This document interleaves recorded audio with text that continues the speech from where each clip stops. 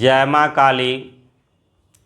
तो आज फिर हम आप लोगों को अपने इस चैनल के माध्यम से और यह वीडियो के माध्यम से फिर अमृत सुधा रस के माध्यम से कुछ ज्ञान की बात, कुछ आप बीती, कुछ मन की बात, कुछ साधना की बात, कुछ जो है तंत्र की बात, कुछ मंत्र की बात, कुछ यंत्र की बातें भी, सब सम्मिलित बातें इसमें अपने जीवन का अनुभव भी चर्चा करते रहेंगे।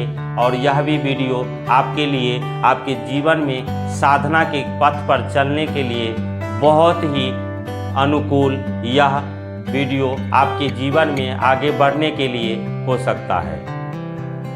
तो पिछले बार मैं बता रहा था कि एक बार मेरे गुरु से आदेश हुआ कि कहीं अज्ञात जगह पर आप जाएं और साधना करें।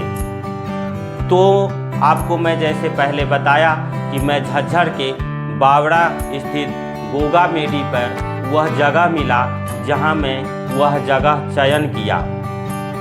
कुछ वहां की अनुभव आप लोगों को साझा करूंगा और गुरु क्या चीज़ होता है और साधना पथ पर कैसे कैसे चमत्कार होते हैं वह भी आपको इस वीडियो के माध्यम से हम आपको बताएंगे।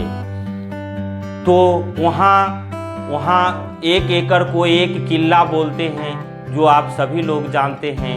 और वहाँ किला वो तकरीबन 1.5 किले के टीला के ऊपर वह गोगा मेडी बना हुआ था और एक गोरखनाथ का छोटा सा मंदिर और गोरख का धूना।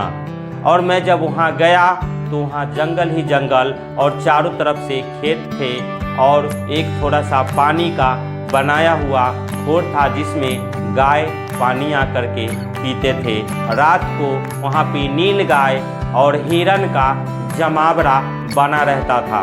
ब्लैक कोबरा वहाँ बहुत ही आयात थे क्योंकि वह टीला था और जितने बिल थे चूहों का सब में ब्लैक कोबरा का निवास था। लेकिन गुरुजी ने ऐसा कभी मुझे वह सर्प का कोई ना जड़ी बताया और ना ही मंत्र। और तो मैं वहाँ चला गया। तो जब मैं वहाँ जाने के बाद उस समय मेरे पास छोटा सा फ़ोन था और मैं जब फ़ोन किया कि यहाँ की परिस्थिति है कि पग पग पर ब्लैक नाग जो कि यहाँ वास करते हैं, गुरुजी अब हमको यहाँ पर कैसे रहना है। अगर रात को इनके ऊपर अचानक पाँव अगर लगेंगे तो यह कभी भी हमें नहीं छोड़ेगा। यह चिंता हमें थोड़ा विचलित करने वाला माना गया। लेकिन अगले ही दिन वह गुरुजी फिर मुझे फ़ोन करके बताए कि बेटे ऐसे है कि आपको वहाँ का कोई भी सर्प आपको कुछ नहीं बिगाड़ेगा। और यह देखते हुए मैं फिर अपना सब्र को रखा और बोला जो होगा वो देख लेंगे। ऐसा सोचकर मैं वहाँ रहने लग गया। धीरे धीरे मेरी दिनचर्या हुई, लेकिन मुझे वो गुरु की आज्ञा पालन करना था जो कि बंधन था कि मैं उस ज़मीन के जितने दूर का जो ज़मीन था उससे बाहर नहीं जाना था। और समस्या ये थी कि मुझे प्रतिदिन तकरीबन 1 किलोमीटर से मटके में, जो कि वहाँ बहुत बड़ा मटका होता है, उससे जल लाना पड़ता था ताकि वहाँ मीठा जल का प्रॉब्लम था। 2 दिन 3 दिन तक तो वह साइकिल के ऊपर कोई आ जाया करता तो उनके माध्यम से वह जल आता और हर दिन में 2 बार वो मटका का जल खत्म हो जाता। यह प्रक्रिया हुआ, मैंने धूना चेतन किया। पूरी विधि विधान होता है उस धूना का चेतन करने का। आपको खुले में वो धूना है, लेकिन कितनी भी बारिश हो जाए लेकिन वो धूना कभी ठंडा नहीं होता। आप किसी भी नाथ पंथी के धूना पर चले जाएंगे तो अगर खुले में भी धूना होगा, अगर वहाँ संत रहते होंगे, अगर आप वो बारिश ख़त्म होने के बाद उस धूना को अगर आप छेड़ोगे तो उसमें अग्नि अवश्य मिलेगी, क्योंकि वह चेतन इसी विधान से और बहुत ही विधि विधान से वह चेतन किया जाता है।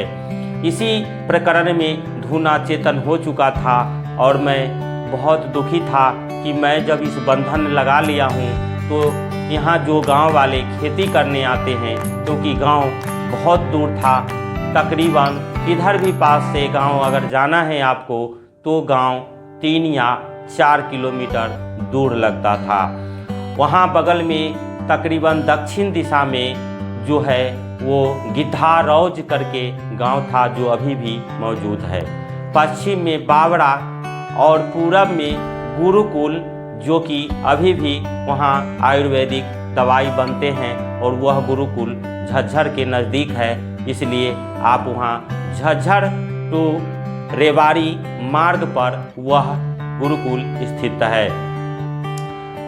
और उस रोड की पूरब वाली जो रोड है उसके बाद सिलाना या सिलानी गांव लगता है, यानी किधर भी हम जाएं तो 3-4 किलोमीटर के बाद ही गांव संपर्क में आता है, यानी 3 किलोमीटर से कम कहीं भी चलने को नहीं मिलेगा।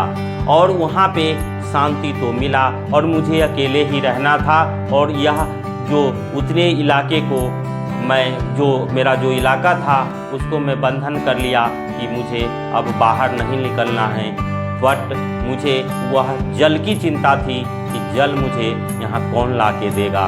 उस मटके का जल मैं ही नहीं पीता, अपितु जो भी मेडी पे आते और जो उनको प्यास लगता तो मैं उन्हें मना नहीं करता, क्योंकि उससे पहले आज तक वहाँ कोई संत परमानेंट रह नहीं सका, क्योंकि वह जगह कीकर की जंगल में और ब्लैक कोबरा सांपों से घिरा हुआ था।